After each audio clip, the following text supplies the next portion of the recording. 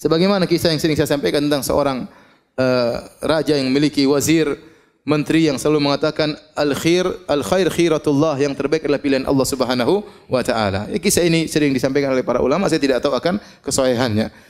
Ia seorang menteri yang selalu berkata yang terbaik pilihan Allah Subhanahu wa taala. Setiap ada orang terkena musibah dia datang, yang terbaik pilihan Allah Subhanahu wa taala. Orang terkena musibah, yang terbaik pilihan Allah Subhanahu wa taala. Sampai akhirnya sang raja tangannya terputus karena terpotong, dia datang kepada sang raja, dia berkata, yang terbaik pilihan Allah Subhanahu wa taala. Maka raja pun marah. Apa yang terbaik? Tangan saya putus, jari saya putus, kau bilang yang terbaik. Masukkan ini menteri dalam penjara.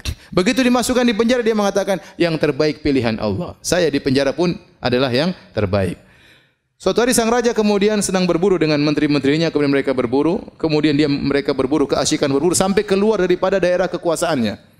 Sampai akhirnya dia terjebak ke suatu kaum yang mereka menyembah berhala atau menyembah arwah, dan mereka ingin menangkap orang supaya dikurbankan kepada sesembahan tersebut. Akhirnya sang raja ditangkap dengan pengawal-pengawalnya, semua ditangkap dan semuanya dibakar atau dipanggang atau dibunuh untuk arwah mereka.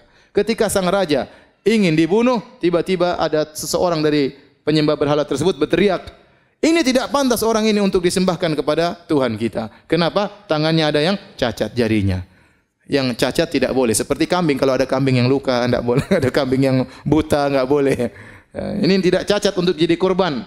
Kalau korban harus orang yang tidak boleh cacat. Akhirnya raja tersebut disuruh pulang dan dia selamat gara-gara jarinya yang putus. Maka dia ingat perkataan menterinya, benar perkataan menteriku, yang terbaik adalah apa? Pilihan Allah Subhanahu wa taala. Maka dia segera pulang ketemu menterinya, dia mengatakan, benar perkataanmu, yang terbaik adalah pilihan Allah. Terus kamu waktu di penjara, kenapa kau bilang terbaik pilihan Allah? Kata dia, kalau saya tidak di penjara, tentu saya akan ikut berburu sama Anda dan saya jadi korban. Jadi maksud saya, seorang renungkan ini kisah bisa jadi musibah, ya, mendatangkan atau menolak musibah yang lebih besar. Saya pernah dengar cerita ada seorang, dia menemani orang untuk pergi ke bandara. Ya, tamu datang, kemudian dia pun menemani tamu tersebut menunggu ke bandara. Ternyata pesawat delay. Harusnya dia sudah pulang ke rumah, mungkin sudah tidur siang atau tidur malam. Saya lupa waktunya, mungkin sudah tidur malam. Namun gara-gara ngantar temannya ini, padahal dia lagi sibuk, setiap ngantar lihat jam, aduh, ternyata pesawat delay, dan karena dia enggak enak dia nungguin. Musibah. Waktu dia terbuang, pekerjaannya tertunda. Subhanallah, sampai akhirnya temannya tersebut berangkat, dia pulang ke rumah, ternyata rumahnya kecurian. Ada rampok datang masuk kemudian mengambil hartanya. Kemudian dia tambah jengkel lagi. Dia bilang, coba ini. Itu gara-gara pesawat.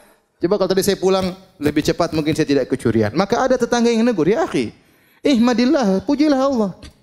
Apa ada perampok datang baik-baik sama ente? Kalau ente lagi di rumah mungkin ente dibunuh sekalian.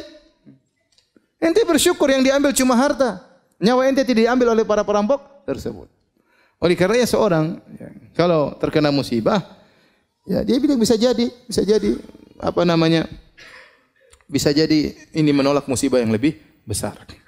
Contoh, ada seorang anaknya yang dia sangat sayangi meninggal dunia. Anak ini akan memberi syafaat pada hari kiamat.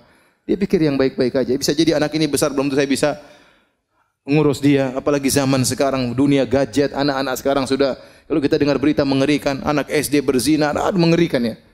Kadang-kadang saya malas lihat berita di situ ya. Tapi kadang lagi Google buka tahu ada berita di bawahnya mengerikan isinya. Zaman sekarang subhanallah.